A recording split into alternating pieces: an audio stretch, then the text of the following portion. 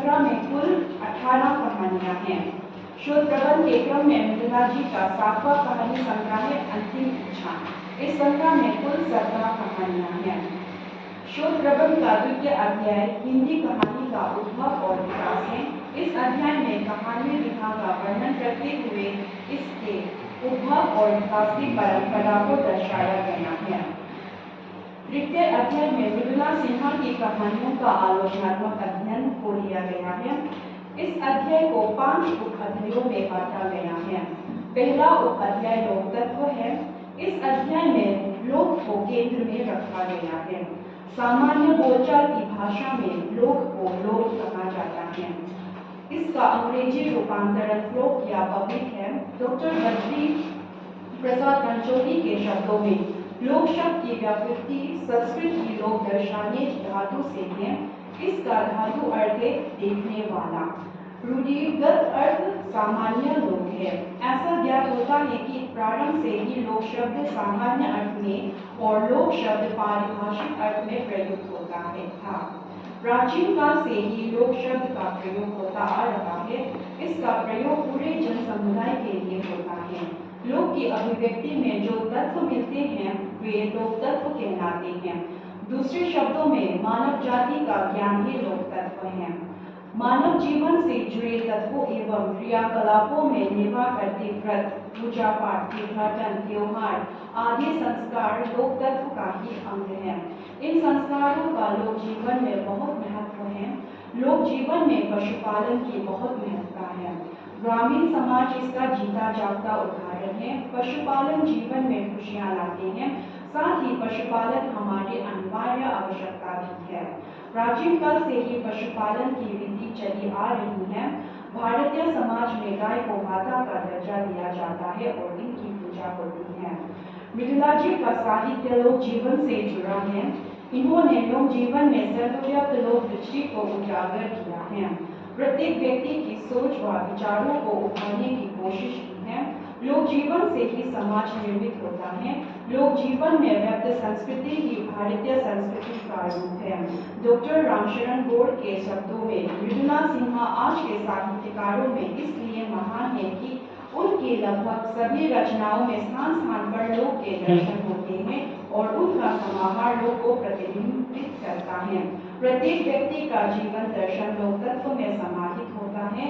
मानव समाज लोक तत्व से पूर्ण होता है। लोक जीवन का एक अमूल्य तत्व है प्रेम। ये लोक जीवन में समरसता, आनंद, साहचर्य, आत्मीयता लाता है। ये ऐसा तत्व है जो व्यक्ति के बीच गहरे संबंधों का बीजारोपण का काम करता है। संबंध रिश्ते दायित्व का बोध कराते हैं। दायित्व बोध और आत्मीयता का मूल्य भारतीय समाज को भारत की लोक संस्कृति का ही योगदान समझा जा सकता है। मृदुला जी ने अपनी रचनाओं में लोक मूल्य के माध्यम से लोक चेतना को जागृत करने की कोशिश की है। इनके साहित्य में लोक तत्व विद्यमान रहता है। भारतीय संस्कृति लोक तत्व से भरी हुई है। डॉक्टर रामशरण गौड़ के शब्दों में मृदुला सिन्हा ने अपने लेखन की विभिन्न विधाओं में लोक मूल्य की ओर ध्यान खींचकर लोक चेतना के प्रति जागरूक करने का प्रयास किया है, जिसने भारत को कर्मठता, सरलता और सहजता के अमूल्य गुण दिए। प्रत्येक व्यक्ति का जीवन दर्शन ही लोक का निर्माण करता है। मानव समाज लोक का समावेश होता है। द्वितीय उपाध्याय में समाज और परिवेश को रखा गया है। समाज एक आधारभूत ढांचा है जहां मानव निवास करता है और विविध क्रियाकलाप करता रहता है। समाज में रहकर व्यक्ति विभिन्न प्रकार की भूमिका अदा करता है। साहित्यकार समाज की व्याख्या अपने पात्र के माध्यम से करते हैं। वो अपने समाज की सामग्रियों का इस्तेमाल करते हुए कहानी या कथा का निर्माण करता है। मृदुला सिन्हा के शब्दों में साहित्यकार अपने समय के समाज से पात्र, स्थितियां और घात प्रतिघात का चयन करता है। उन मिट्टी, पानी और हवा से वो अपनी लेखनी रूपी चाक से एक कहानी गढ़ता है। उसमें अपनी कल्पना शक्ति का रंग भरता है। समाज का संक्षिप्त रूप लेखन के द्वारा सामने आता है। मृदुला सिन्हा की कहानियों में भारतीय समाज का परिवेश अंकित होता है। लेखिका ने शहरी तथा ग्रामीण परिवेश का चित्रण किया है। साथ ही इनके परिवेश उपनिवेश तत्कालीन पूंजीपति और अमीरी गरीबी को रेखांकित करते हैं। समाज संरचना में लेखिका नारी को सबसे ऊंचा स्थान प्रदान करती हैं और उसे मानवी के रूप में प्रतिष्ठित भी करती हैं। इस उप अध्याय में परिवार तथा रिश्तों का विवेचन किया गया है। परिवार संसार की प्रथम पाठशाला है। इन परिवारों की धुरी नारी होती है। लेखिका प्रतिसत्तात्मक व्यवस्था में नारी को विशेष स्थान देती है। प्रतिसत्तात्मक व्यवस्था के ढांचा के अंदर रहकर आदर्श नारी का रूप प्रस्तुत करती है। समाज में निम्न वर्ग की स्थिति और उनके संघर्ष, जाति, वर्ण व्यवस्था की सामाजिक विकृतियों को दर्शाया गया है। समाज में विधुओं की उपस्थिति एक समृद्ध संपदा होती है, लेकिन बदलते समाज के रूप में ये बच्चों के लिए बोझ प्रतीत होती जा रही हैं। ऐसे में मृदुला जी ने विधुओं के जीवन की अभिव्यक्ति, इनके दर्द व अकेलापन को अपनी कहानी का विषय बनाया है। परिवार में बेटी की स्थिति व अधिकार को भी उजागर किया है। मृदुला जी ने बेटी का कमरा कहानी में एक नई सोच का अंकन किया। इस कहानी में बेटी के शादी हो जाने के बाद भी एक पिता अपने बनवाए घर में बेटी के लिए कमरा बनवाता है, वो भी सबसे बड़ा और अत्याधुनिक उपकरणों से सजा वाला कमरा। राधा मोहन जी अपनी बेटी लक्ष्मी और दामाद राहुल से कहते हैं, पहली संतान तो तुम ही हो, फिर तुम्हारे लिए कमरा क्यों नहीं? तुम्हारी रुचि और आवश्यकताओं के लिए कुछ विशेष प्रावधान किया है, जैसे पढ़ने लिखने के लिए टेबल, पुस्तकें रखने के लिए रैक। ये चीजें नीचे के कमरों में नहीं है, ये तुम्हारा कमरा है। तुम दोनों साल में एक बार एक दिन के लिए ये आए तो क्या ढंग का कमरा चाहिए। ये एक नया संदर्भ है जो लेखिका ने कहानी के माध्यम से समाज के आगे प्रस्तुत किया है। साथ ही तत्कालीन परिस्थितियों के हवाले सामाजिक परिवेश के विभिन्न परिदृश्यों को उजागर करते हुए वर्तमान संदर्भ में चिंतन किया गया है। मृदुला जी का कहना है, समाज के विभिन्न क्षेत्रों में घूमती कुछ ऐसी ही चुनती बुनती रहती हूँ, अपनी लेखनी के लिए खुराक, इन्हीं से कहानियां बुनती हूँ। इन सब से अधिक और भी बहुत कुछ है समाज में। पाठकों का सबल और सराहना मिलने पर अपने समाज से कहानियां चुनने का मेरा अभियान जारी रहेगा। अतः लेखिका समाज और परिवेश के भीतर से कहानियां चुनकर अपनी आवाज को कहानी के माध्यम से प्रस्तुत करती है। तृतीय उपाध्याय भारतीय चिंतन बोध है। इस उपाध्याय में मृदुला जी की कहानियों में लिखित भारतीय संस्कृति में गढ़ी हुई लोक जीवन, परंपरा और त्योहारों को दर्शाया गया है। इसके अंतर्गत भारतीय चिंतन दृष्टि, सांस्कृतिक चेतना, आचार विचार आदि पक्षों की विवेचना वर्तमान समय की जरूरत को ध्यान में रखकर किया गया है। भारतीय संस्कृति का एक पक्ष त्योहारों में निहित है। प्रत्येक त्योहार के अपने मायने होते हैं। ये त्योहार हमारे संस्कृति और आध्यात्मिकता से जुड़ा रहता है। मृदुला सिन्हा ने अपनी कहानियों में त्योहारों का वर्णन किया है और अपने साहित्य में ऊंचा स्थान दिया है। डॉक्टर रामचरण गौड़ के शब्दों में, भारत पर्व और त्योहारों का देश है। ये पर्व और त्योहार केवल मनोरंजन के साधन मात्र नहीं होते, इनमें प्रेम, सहकारिता, मैत्री का भाव परिलक्षित होता है। पर्व और त्योहार मानव के जीवन में खुशियों का संचार करते हैं। भारतीय संस्कृति के अनुकूल ये मृदुला जी कहानियां गढ़ती हैं। भारतीय संस्कृति को उजागर करते हुए इसके संरक्षण की ओर ध्यान खींचती भी है। इशरत खान के शब्दों में, मृदुला सिन्हा भारतीय संस्कृति की संरक्षिता हैं। इनकी कहानियों में भारतीय संस्कृति को बचाए रखने का गुण विद्यमान है। मृदुला जी अपनी कहानियों के माध्यम से अपनी चिंतन दृष्टि दर्शाती हैं, समस्याओं को उठाती हैं और उसके लिए समाधान भी प्रस्तुत करती हैं, क्योंकि किसी विषय पर समाधान पर विचार करना भी चिंतन है। चिंतन की सार्थकता समस्या के समाधान पर निर्भर होती है। लेखिका की कहानियां भारतीय संस्कृति से रूबरू होते हुए भारतीय चिंतन का बोध कराती हैं। आचार्य मिथिला प्रसाद त्रिपाठी का कहना है, भारत की सच्ची झांकी इनकी कहानियां दिखा देती हैं। सब में मंगल की भावना, सब में सुख का संदेश, सबका सुख समाधान इनकी विशेषता है। यही इनका भावात्मक स्वरूप भी है। मृदुला जी लोक धर्मी चिंतन धारा की लेखिका है। चतुर्थ उपाध्याय नारी के विविध रूप है। मृदुला सिन्हा की कहानियों में नारी के विविध रूप देख सकते हैं। इनमें माँ की ममता, बेटी की नादानी, बहन का अधिकार, पत्नी का सेवा भाव है। साथ ही नारी में नवजागरण पैदा करने की शक्ति है। नारी संबंधी अनेक समस्याएं जैसे भ्रूण हत्या, वृक्क समस्या, समानाधिकार की भावना, शिक्षा की आवश्यकता, भारतीय नारी का संकल्प आदि पर विचार प्रस्तुत किए हैं। इनके नारी पात्र सशक्त और संवेदनशील होते हैं। मृदुला जी अपने गरिमा में व्यक्तित्व तथा कृतित्व से नारी जीवन के नए नए परिदृश्यों को उकेरते हुए मानव जीवन की विविध परिस्थितियों को हमारे सम्मुख प्रस्तुत करने में सफल निकली है। मृदुला जी की अधिकांश कहानियों के केंद्र में नारी है। इनकी नारी पत्नी धर्म का निर्वाह दृढ़ता के साथ करती है, तो कहीं ममता से भरी माँ के रूप में, तो कहीं बेटी के रूप में पिता की मान रखती है, कहीं बेटों का कर्तव्य निभाती हुई होती है। इसलिए इन्होंने नारी जीवन से जुड़ी विभिन्न पहलुओं को उजागर करते हुए इनके स्थिति में सुधार लाने के उद्देश्य से हलनिखित कहानियों का सृजन किया है। इनकी नारी विद्रोह नहीं करती, बल्कि भारतीय परंपरा को जीवित रखते हुए विषम परिस्थितियों में भी दृढ़ता से परिवार के लिए खड़ी रहती है। इन्होंने नारी के विविध रूपों का स्पष्ट एवं सटीक चित्रण किया है।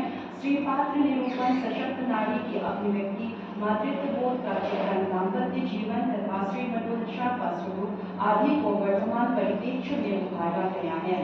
विभिन्न भूमिका निभाती नारी के विविध रूप यथा माँ, बहन, पत्नी, बहू, घरेलू नारी, कामकाजी नारी, समाजसेवी नारी आदि को दर्शाया गया है। नारी को नारी रहने की सीख देती है। जीवन के प्रत्येक क्षेत्र में कामयाबी हासिल करने पर भी स्त्रियों को अपने परिजनों को खाना परोसने के लिए संदेश देती है। विकास की ऊंचाई छूने के लिए प्रेरित करती है। साथ ही माँ बनने की सृजन शक्ति को निभाने और याद रखने के लिए भी कहती है।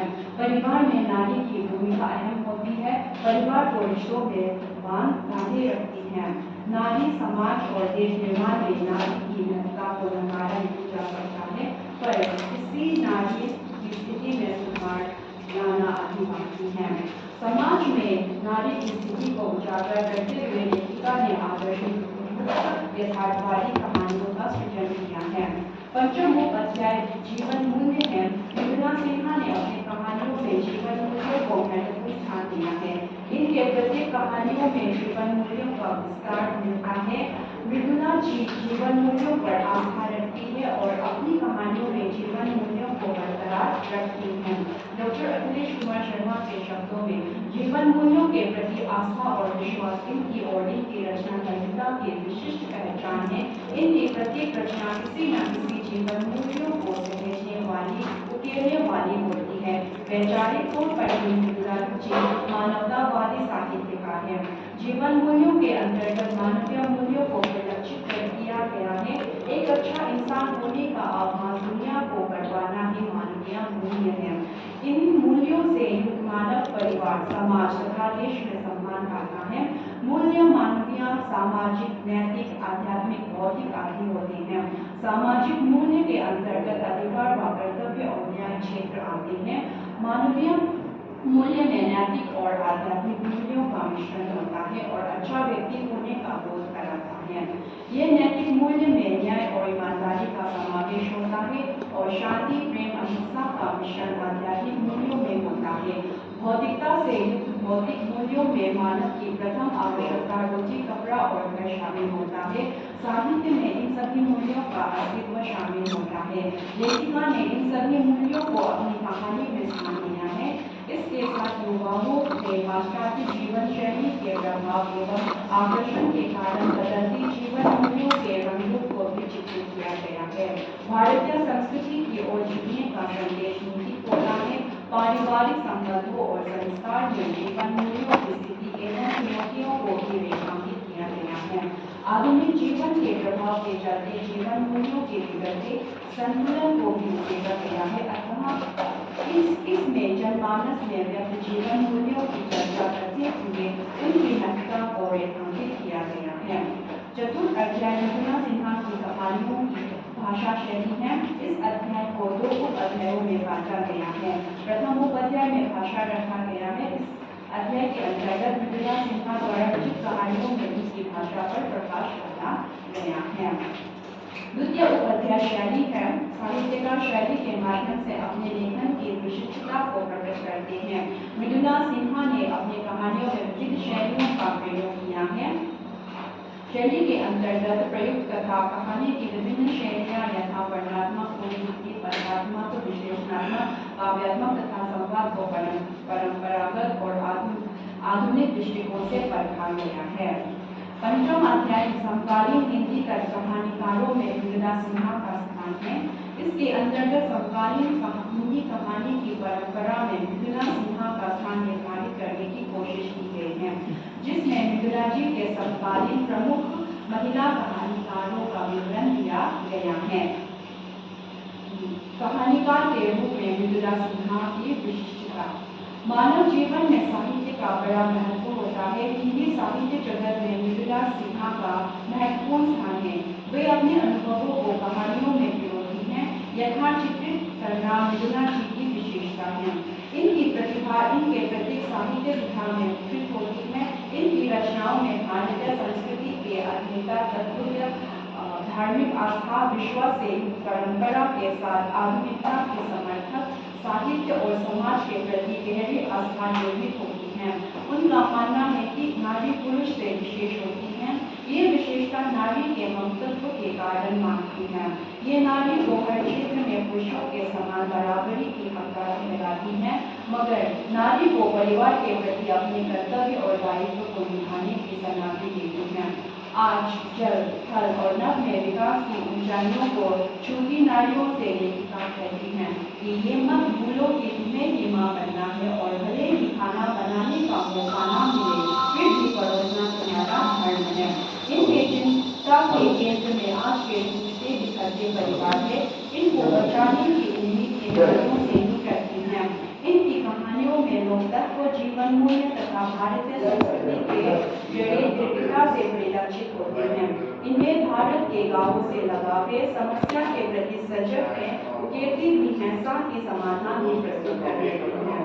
लेखिका वासुदेव कुटुंबकम एवं सर्वभवन्तु सुखानिहा धारणा को सर्वोपरि रखती है।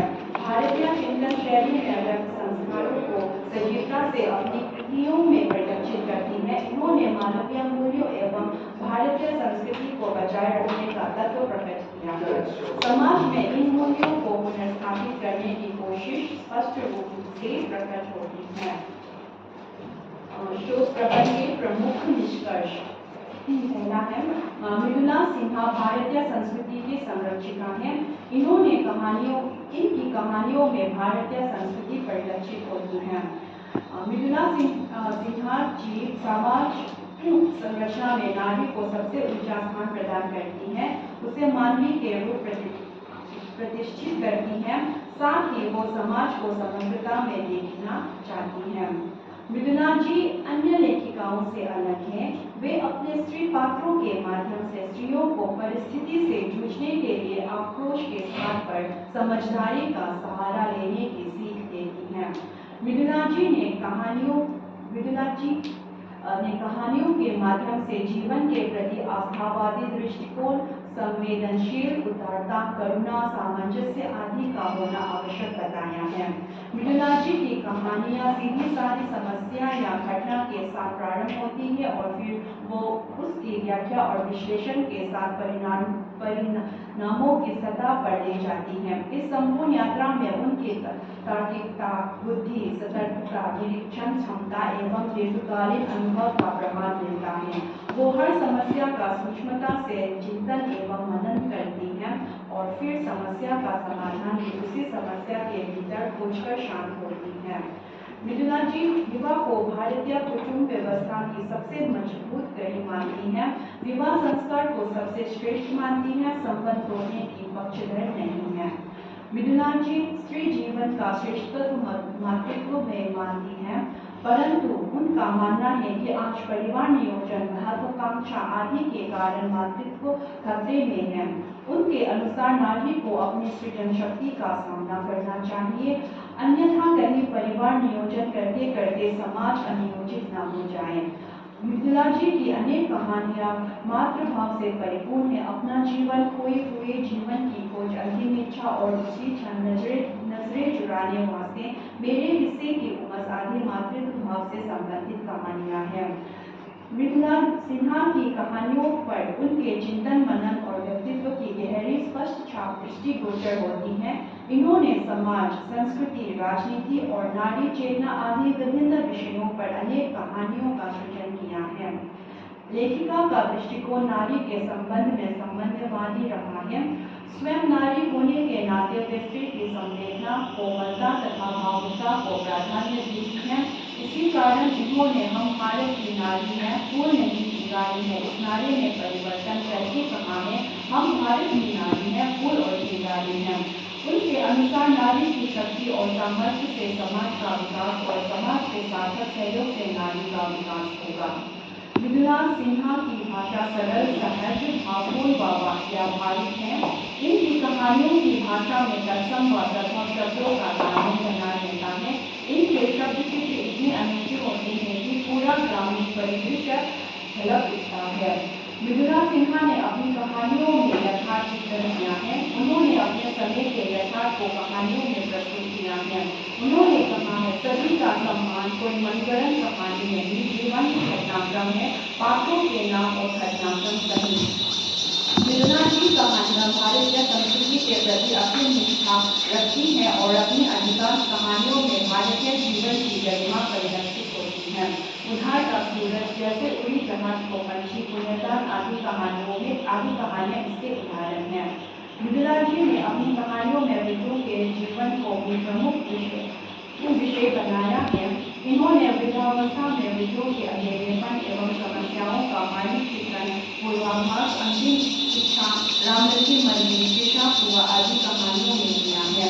मृदुला सिन्हा ने अपनी कहानियों में सामाजिक संवेदनाओं के अंतर्गत परिवार, विवाह प्रथा, रीति रिवाज, स्त्री और परिवार, आपसी संबंधों की इज्जत आदि विषयों को घेरे रखा है। पारिवारिक संबंधों में सास-बहू का रिश्ता, माँ-बेटी, पिता-पुत्र आदि संबंधों की गहरी संवेदनात्मक अभिव्यक्ति की है।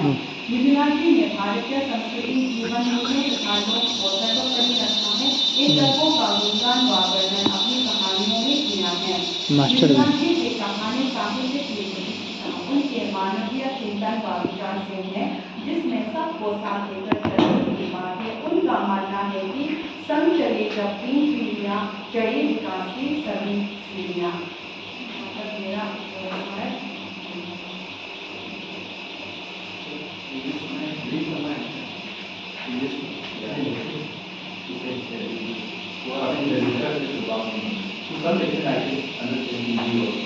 But technically at this level, I don't think that I will be able to grasp the whole thing. What is this title about? What does it mean? Can you just tell a little about it? The title is Mridula Sinha's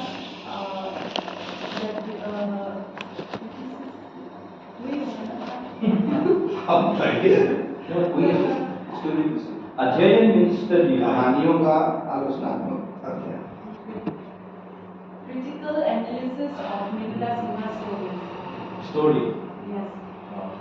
So, what is that story? Is that novel or short story? It's a short story. Oh. Then, so I will just start asking 1 or 2 questions from you. Okay. I can't read this, and therefore my questions will be very quick. Can you just tell us? So I will ask in English. Can you just tell us about the methodology? So when you say it's something like a critical study of Sinha's stories, it's something like this, okay? How do you do that? You read the story? Yes, sir. And after that, what do you do? Sir, firstly, I have studied all or read stories. After that, I selected the stories and I distributed in different families in human values, something in folk elements, and in Indian folk elements, human values, and in Indian thinking, and society and environment, and various forms of women. So you categorize the stories into different categories, right? Yes, sir. stories that deal with women, stories that deal with social evil or social problems. You categorize them. Then after that,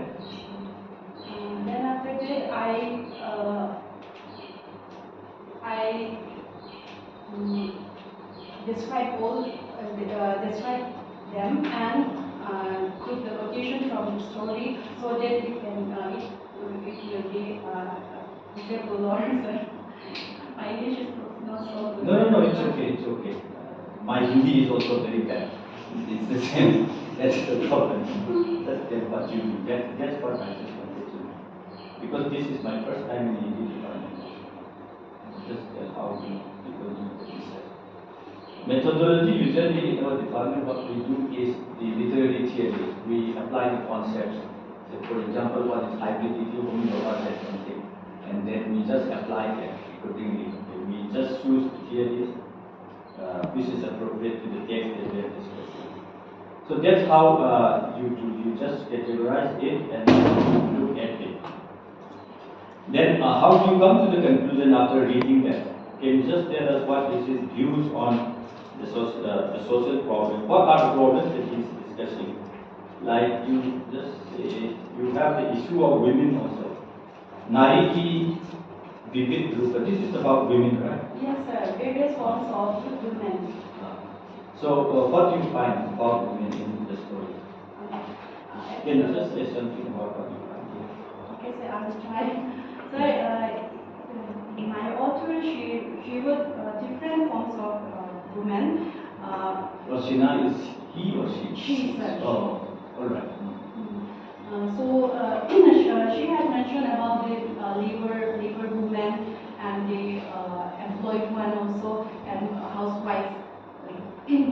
So I categorize them in different category like the labor women, those who work in household for their livings also, sir. And mostly I have written here in the Indian women who always they are always open and what was it? They are always ready to say for their family, always stand for their family in every situation, but they never conclude in divorce. They never ended in divorce. Means they do adjustment or what do you say? Adjustment to another.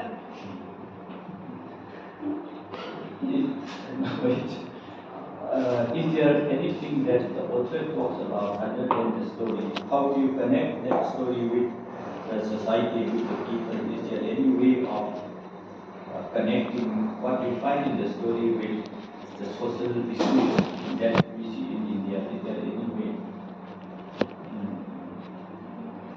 Sir, actually, my author she always write her story on the basis of this Indian thinking, this Indian culture. So she never go up beyond that. So in every story also, if she mention or if she say about some problems also, but she conclude in this Indian thinking that it means if we have a family, we have to live for the family, we have to stand for the family. Even though if there is any problem also, we have to face them without any separation. Without separation, we have to face everyone. That's for women, right? Yes, sir. If even their husband are means they have extramarital affairs also, they never give up. Yeah. But They never give up or they never oppose.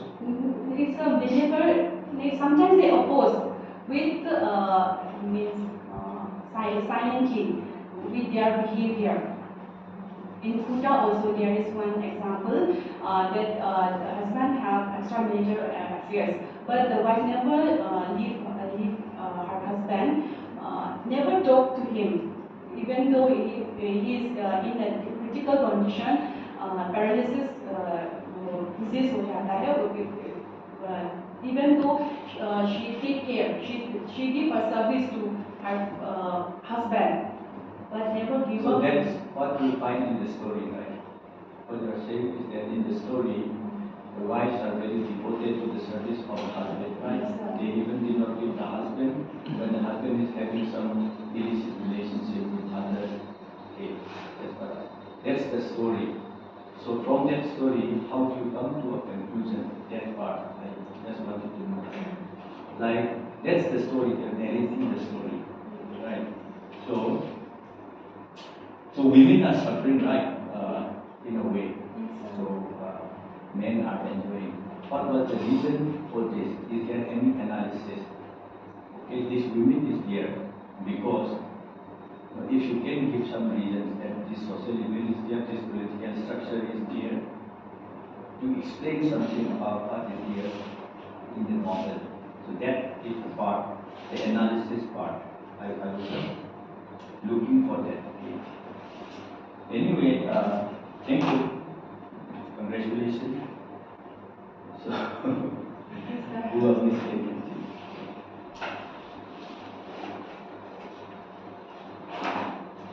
पानी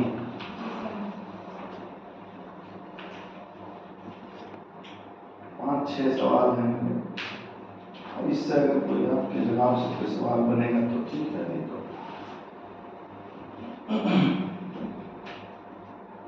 मृदुला सिन्हा पर आलोचनात्मक लेखन आपने क्या क्या पढ़ा है? मृदुला सिन्हा पर लिखा हुआ क्या क्या पढ़ा है? सर, आलोचनात्मक रूप से तो मैंने आर्टिकल ही पढ़े हैं और जो उनके जो पुस्तक है सहजता की भव्यता, वहाँ पे बहुत से लोगों का पढ़ा है। एक किताब और सहजता की भव्यता और एक है मृदुला सिन्हा का साहित्य विवेचन और विश्लेषण। 2 जी सर। इसके अलावा तो इसके अलावा तो सर का आर्टिकल पढ़ा है। 2 ही किताबें सर मेरे पास 2 ही किताबें। आपके पास 2 हैं, ये मैं मुझे इससे मतलब नहीं। आपके पास एक भी न हो जब आप इन पर रिसर्च कर रहे हैं तो आपको पता होना चाहिए ना कि इन पर क्या क्या लिखा गया। हाँ सर, शोधगंगा से भी पढ़ा था मैंने। क्या पढ़ा? ऐसे सर कहीं उसका आपके उसमें रेफरेंस नहीं है ना? हाँ सर, वो तो नहीं दिया, लास्ट मोमेंट में मैंने देखा। पढ़ने से क्या फायदा जब आपने उसको थीसिस में इस्तेमाल नहीं किया? आपकी पूरी थीसिस में केवल 2 लोगों के रेफरेंस आए, एक रामशरण गौड़ और एक अखिलेश। और संदर्भ ग्रंथ में एक और नाम है, कोई श्रीवास्तव, संजय श्रीवास्तव नहीं, कोई है, मैंने देख लिया है। एक रविंद्र कुछ। तो ये 3 किताबें केवल यहाँ दिखाई पड़ रही हैं जो मृदुला सिन्हा पर है। आपकी पूरी थीसिस मृदुला सिन्हा पर है और मृदुला सिन्हा पर रेफरेंस केवल 3 है ना? और बाकी एंड पॉइंट बहुत सारे रेफरेंस है जिसका कोई इस्तेमाल आपने अपने थीसिस में नहीं किया होगा। तो अपने रेफरेंसेस में उन किताबों को इंक्लूड कीजिए जो मृदुला सिन्हा पर लिखी हुई, ठीक है ना? एक तो ये जो कमी मुझे दिखाई पड़ रही है, आपने नहीं पढ़ा है तो पढ़िए, और अगर पढ़ा है तो कम से कम वो रिफ्लेक्ट होना चाहिए आपकी थीसिस में भी और आपके रेफरेंस में, ठीक है ना?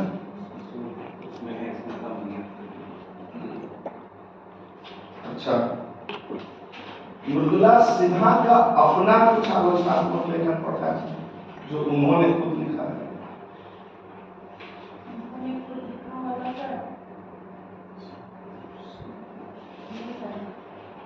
आपने शुरू में लिखा कि मृदुला सिन्हा ने गद्य पद्य सब में कलम चलाई, कहानियां, उपन्यास, निबंध और कविताएं सब लिखी। तो खाली कहानियां पढ़ी आपने, उसके अलावा और कुछ नहीं पढ़ा?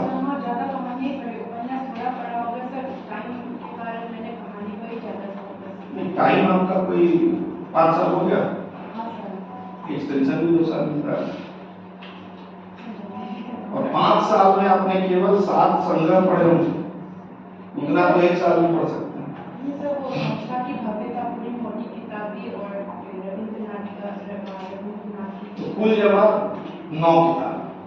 जी सर, वही नहीं, बाकी भी मैंने उनके लिए जो चित्रा मुद्दे का भी देखिए, ये एक्सक्यूज नहीं हो सकता है कि टाइम मेरे पास नहीं था तो हमने उनका और नहीं पढ़ा। ये रिसर्चर का एक्सक्यूज नहीं होता। आपने नहीं पढ़ा, ये आपकी गलती है। जिस रिसर्चर पर आप काम कर रहे हैं उसी रिसर्चर का कहानी के अलावा आपने कुछ पढ़ा ही नहीं। उस रिसर्चर उस राइटर का तो आपको कम से कम सब कुछ पढ़ना चाहिए।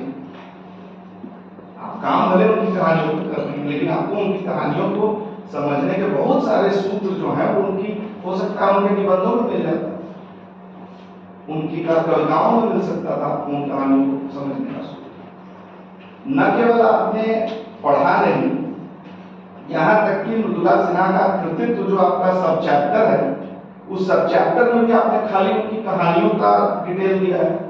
वो 100 साल से दिया, सर, थीसिस में पूरा, थीसिस में पूरा। तो थीसिस में पूरा दिया है तो उसको पढ़ा क्यों नहीं?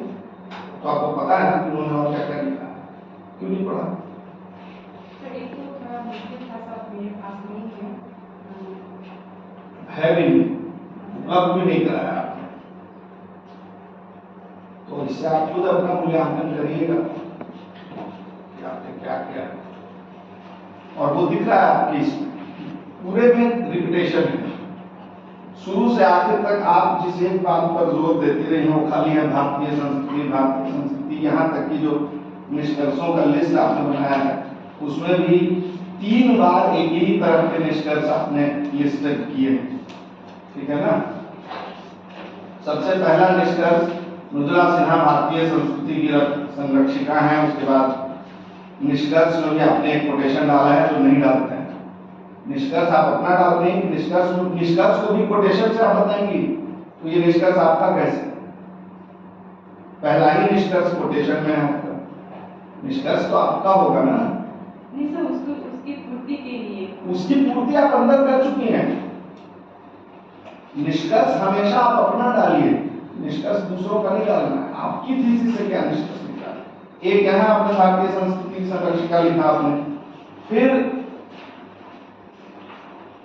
13वां निष्कर्ष फिर आपका वही है, मृदुला जी भारतीय संस्कृति के प्रति असीम निष्ठा रखती हैं। फिर 16वां निष्कर्ष आपका वही है, मृदुला सिन्हा ने भारतीय संस्कृति, जीवन मूल्यों तथा लोक को सर्वोपरि रखा है। तीनों में कोई अंतर है?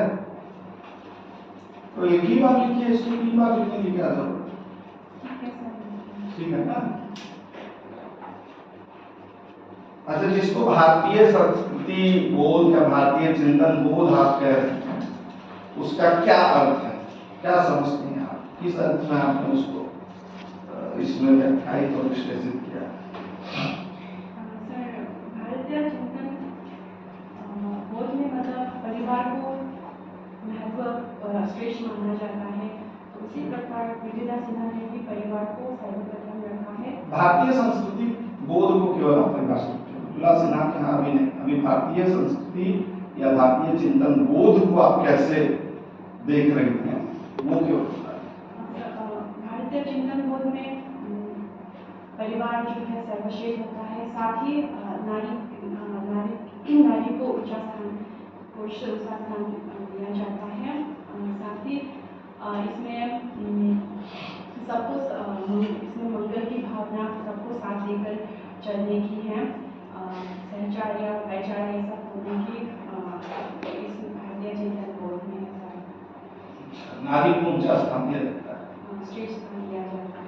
और नारी को कहा जाता है कि पुरुष माता पिता भी रहे तब भी उसका विरोध होता है। ये ऊंचा स्थान देना होगा? नहीं सर, बात भी ऐसा होता है, मगर आपने लिखा है ना कि मृदुला सिन्हा की कहानियों में पुरुष जो है वो एक्स्ट्रा मैरिटल अफेयर्स में रख रहा है, स्त्रियां मौन विरोध तो करती हैं लेकिन अंततः उससे संबंध नहीं होती है ना? और फिर आप करें कि उसको ऊंचा स्थान भी दिया जाता है, कैसे कन्वर्ट नहीं कर रहा? नहीं, मगर सर मेरे हिसाब से तो इसमें जो है उस नारी ने मतलब अपना स्थान, एक पत्नी का जो स्थान है, जो दर्जा है, वो कायम करके रखा है सर। तो भारतीय समाज उसको स्त्री को ऊंचा दर्जा कैसे देता है, ये जरा एक्सप्लेन कीजिए। खाली बोल के कि स्त्री की पूजा होनी चाहिए,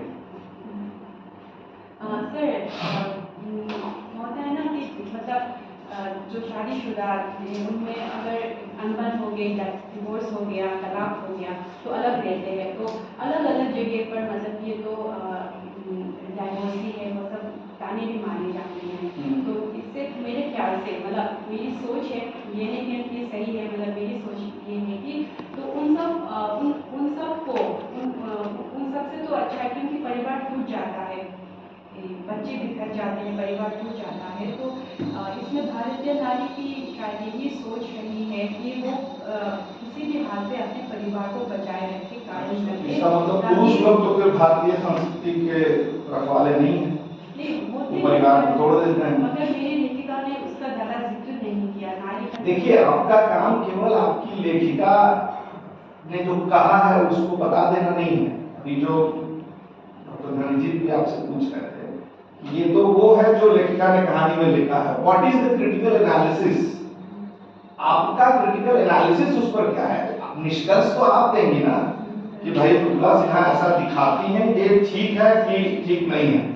क्या पूरी थीसिस में आपने मृदुला सिन्हा की कोई भी एक कमी रेखांकित की है, लिमिटेशंस रेखांकित किया है कि ये मृदुला सिन्हा की सीमा है, वो इसके आगे नहीं सोच पाती, या वो ये जो सोच रही है या ये जो कह रही है ये ठीक नहीं है? ऐसा कोई एक पक्ष बताइए जहां आपने बताया हो कि ये मृदुला सिन्हा की सीमा है कि खाली प्रशंसा की? सर ज्यादातर प्रशंसा की है, सीमा तो बहुत कम की है मैंने। एक बताइए। तो उनकी सीमा ये है कि उन्होंने नारी को ज्यादा लिखा, पुरुष पर कम लिखा है। ये सीमा नहीं होती है। तो वैसे तो आप देखेंगे तो हर रचनाकार की सीमाएं भरी पड़ी हैं। कोई बच्चों पर लिखता है, बुजुर्गों पर नहीं लिखता है। ये सीमा नहीं है। सीमा का मतलब है जो लिखा है उसमें अप्रोच का क्या लिमिटेशन है, उसको सीमा से। वैसे तो कोई रचनाकार ऐसा नहीं है जो दुनिया के हर विषय पर लिखा, समझ रही है? कोई भी ऐसा रचनाकार नहीं हो सकता है जिसने दुनिया के हर विषय पर लिखा हो। सबका एक खास एरिया होता है, वो उसी पर लिखता है। वो that is not limitation. Limitation ये है कि जो कुछ उन्होंने लिखा उसमें कहां तक सोचा जा सकता था और कहां तक लेखक पहुंच पाया, ठीक है ना? या हम कैसे उस चीज को देख रहे हैं और लेखक उसको कैसे देख रहा है, दोनों के बीच में अगर कोई गैप है तो दैट इज उनका लिमिटेशन, वो उसकी सीमा है। तो वैसे क्या उनके किसी पक्ष को आपने उस तरह से रेखांकित किया है? पता नहीं होगा आपके हिसाब से वो सीमा है कि नहीं। मतलब इन्होंने आज के जो आधुनिक तौर तरीके, आधुनिक समाज में जो मतलब कि नारी और पुरुष के संबंध में भी केवल विवाह का ही नहीं है, आजकल लिविंग रिलेशनशिप भी आया है। तो इन सब जो आधुनिक चीज़ों पे इन्होंने इनकी सीमा तो नहीं कम है, क्योंकि इन्होंने समस्या एक कहानी है क्योंकि उन्होंने उस पर भी हस्तक्षेप कहानी है, वो उसमें भी उन्होंने इस समस्या या इस नया ट्रेंड को, इस नई विधि को दिखाया है, मगर उसका फिर सोल्यूशन उन्होंने समाधान फिर उसका दे दिया, दोनों की विवाह करवा के। तो मतलब कि जो इस आधुनिकता की मांग के में मृदुला सिन्हा जो है उन्होंने वही भारतीय चिंतन बोर्ड के परिप्रेक्ष्य में लाकर उनकी मतलब शादी करवाई। ये बताइए कि अपने समय के कथाकारों से मृदुला सिन्हा कैसे विशिष्ट है? एक चैप्टर है ना जी सर, समकालीन हिंदी कहानी में मृदुला सिन्हा का स्थान। क्या खासियत है मृदुला सिन्हा की कहानियों की जो दूसरे कहानीकारों में नहीं है? ऐसे 4-5 बिंदु क्या आपने खोजे हैं कुछ? दरअसल ये जो लेखिका है ना, मेरी सोच जैसे लिखती है सर, तो मुझे बहुत अच्छी लगी। तो मुझे इनका इतना आपकी सोच वो कैसे हो गई जो मृदुला सिन्हा के दोनों का लोकेशन एकदम अलग है? जैसा मैं थोड़ा चाहती हूँ, जैसा मैं थोड़ा सोचती हूँ वैसा लिखती है, तो मुझे इनकी कहानियाँ भी बहुत पसंद आई, क्योंकि ज़्यादातर इनकी कहानियाँ सुखद अंत होता है इनका, सुखद वाली भी है मगर। खैर मैं आपसे उनकी तुलना नहीं करूँगा, मैं अपने समय के कहानीकारों से वो कैसे विशिष्ट है? सर ये अपने समय के कहानीकारों से इसलिए श्रेष्ठ है कि इन्होंने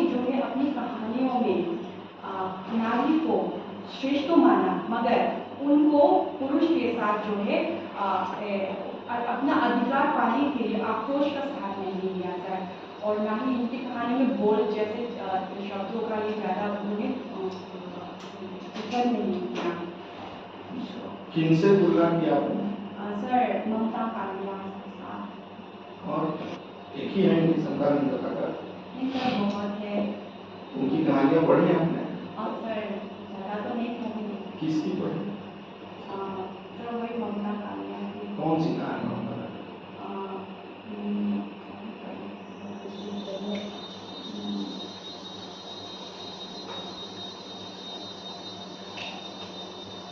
इस तरह के चैप्टर को पढ़ा है सर। इस तरह के चैप्टर को देखिए, मैं बता रहा हूँ, इस तरह के चैप्टर को आमतौर पर कैसे लिखते हैं विद्यार्थी कि खाली मृदुला सिन्हा की कहानी के बारे में लिखते चले, इन्होंने ये किया है, उन्होंने वो किया है।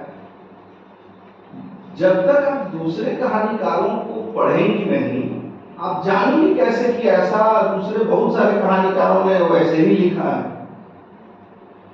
तो अगर आप इस तरह का चैप्टर अपनी थीसिस में रखते हैं तो उसका मतलब या उद्देश्य ये है कि आप उनके समय के तमाम कहानीकारों को पढ़िए और तब उससे साम्य और वैषम्य, समानता और असमानता दोनों को रेखांकित करने की कोशिश कीजिए कि कहाँ ये अपने समय के कहानीकारों से मिलती जुलती हैं। एक ही युग में लिख रही है तो बहुत सारी बातें तो जरूर मिलेंगी, और कहाँ ये उससे एक अलग राह पकड़ती है, वही उनकी विशेषता। खाली मीठा खाते खाते आप कैसे बताएंगे कि नमकीन से ये स्वाद अलग कैसे? जब तक नमकीन को नहीं खाएंगे, दोनों को चखना पड़ेगा।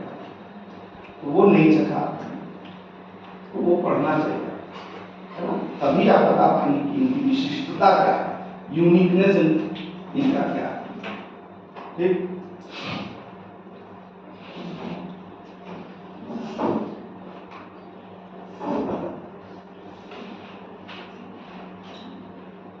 ठीक है।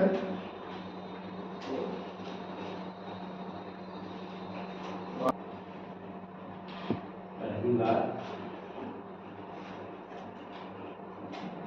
धनंजीत जी ने जो कही थी उसी को मैं रिपीट कर रहा हूँ, और ये आपके लिए भी सभी के लिए कि जिस भी साहित्यकार और साहित्य पर आप काम कर रहे हैं और जो आप निष्कर्ष निकालते हैं उनका एक गहन विश्लेषण चिंतन आप करें और उस पर फाइनली आप अपना निष्कर्ष निकालें। लेखक ने या साहित्यकार ने क्या कह दिया है केवल यही बात खत्म नहीं होती है, उससे आगे बात शुरू होती है। आप वहाँ से क्या ग्रहण कर रहे हैं, क्यों ग्रहण कर रहे हैं, कैसे ग्रहण कर रहे हैं, और समाज के साथ ये कैसे जुड़ता है, साहित्य और समाज के संबंध कैसे। दूसरी बात जो अमित सर ने कही, जिस भी लेखक पर, जिस भी साहित्यकार पर आप सब काम करते हैं, जब आप पीएचडी कर लेते हैं तो माना जाता है कि आप उस विषय के अधिकारी विद्वान हैं, और ये आपसे लोग अपेक्षा करते हैं कि उनके बारे में आप सब कुछ जान लें। बाकी चीज़ बहुत दुनिया बड़ी है, साहित्य बहुत बड़ा है, वो सबकी बात नहीं करता हूँ मैं। जिस पर आप काम कर रहे हैं, जिस साहित्यकार पर काम कर रहे हैं, उसके बारे में आप अच्छे से जानते हैं, तो इसलिए उनका जो कुछ भी लेखन है वो जरूर पूरा पढ़ना चाहिए किसी को भी, जो विद्यार्थी जिस पे काम कर रहे हैं। ऐसा नहीं है कि केवल किसी की कविता पे काम करें, तो उन्होंने कहानी लिखी हो तो कहेंगे कि नहीं हम तो कविता पे काम कर रहे हैं, कहानी क्यों पढ़ें। कहानी पे काम कर रहे हैं, उन्होंने निबंध लिखा है तो कहें नहीं निबंध क्यों पढ़ें। ऐसा नहीं होता। कोई भी व्यक्ति अपने पूरे साहित्य के साथ परिचित नहीं होता, कोई भी साहित्य, तो उनका जो भी लेखन है, जितना लेखन है, वो तो जरूर आपको पढ़ लेना चाहिए। इसके साथ अगर संभव हो तो उस पर जो आलोचना लिखी गई है वो मैक्सिमम पढ़ने की कोशिश करनी चाहिए। और ये जरूरी नहीं है आज आप पीएचडी सबमिट कर रहे हैं तब भी, आगे भी जीवन में जब भी मौका मिले आपको मृदुला सिन्हा को पूरा तो पढ़ जाए। वो कहानियों के अलावा अगर उन्होंने उपन्यास लिखा है, निबंध लिखा है, आलोचना की है, कुछ भी लिखा है, तो एक बात तो जरूर सरसरी निगाह से उसको पढ़ो, ताकि उनके बारे में आपकी पूरी जानकारी हो। अब दो बात के बाद ये तीसरी बात, एक चीज मुझे खटक रही है, जो पहले भी मुझे एक दिन किसी दिन दिखाई दी थी। आपके जो संदर्भ है और जो संदर्भ ग्रंथ सूची है, उसमें एक गुणात्मक अंतर हमको दिख रहा है। संदर्भ ग्रंथ सूची में आपने लेखक का नाम, पुस्तक का नाम, प्रकाशन का नाम, स्थान और संस्करण लिखे, जबकि संदर्भ सूची में आपने उलट दिया है, किताब का नाम पहले दिया है और फिर लेखक का नाम और बाकी चीजें दिया है। नहीं, तो ये आपने कोई चिंतन के साथ किया है, इसके पीछे कोई आधार है? हाँ सर, शोध एमएससी का जो शोध हुआ था ना, एमएस का, उसको देख के किया था मैंने सर। मैंने कहा ना कि मैं एक दिन और सौंपा था, पर ये बात मैं नहीं आप लोगों के सामने रख पाया था। क्या विचार आप कर लीजिए, आप और आपके सुपरवाइजर, कि उसको एकरूपता के साथ रखा जाए, या संदर्भ में तो हम किताब का नाम पहले दें, लेखक का नाम बाद में दें, और संदर्भ ग्रंथ सूची में लेखक का नाम पहले दें और किताब का नाम संदर्भ में भी आपको लेखक का नाम एक ही तरह का देना चाहिए। ये मेरी अपील है, संदर्भ में लेखक का नाम है सर। मेरी राय यही है। बाकी आप स्वतंत्र हैं, आप अपने सुपरवाइजर से बात करके इस पर अपनी राय बना लीजिएगा, पर एकरूपता रहे तो अच्छा है सभी जगह, दोनों, वो संदर्भ हो या संदर्भ ग्रंथ सूची। इसलिए भी लेखक का नाम पहले देना चाहिए, क्योंकि आप लेखक के नाम के बाद जो डिटेल दे रही हैं वो लेखक का डिटेल नहीं, वो किताब का डिटेल। भारतीय लोक दर्शन डॉक्टर बद्री प्रसाद पंचोली अर्चना प्रकाशन, ये अर्चना प्रकाशन आयुर्वेद से बद्री प्रसाद पंचोली प्रकाशित हुए हैं, वो किताब प्रकाशित हुई, किताब प्रकाशित हुई ना, उस किताब के कंटिन्यूएशन में वो डिटेल जाना चाहिए। हमेशा लेखक का नाम पहले रहेगा और बाकी जो डिटेल्स हैं किताब से लेकर प्रकाशक और प्रकाशन स्थान और वर्ष और पृष्ठ संख्या सब उसके बाद रहेगा। तो ये मेरा सुझाव है, आप वो देख लीजिएगा, करेक्ट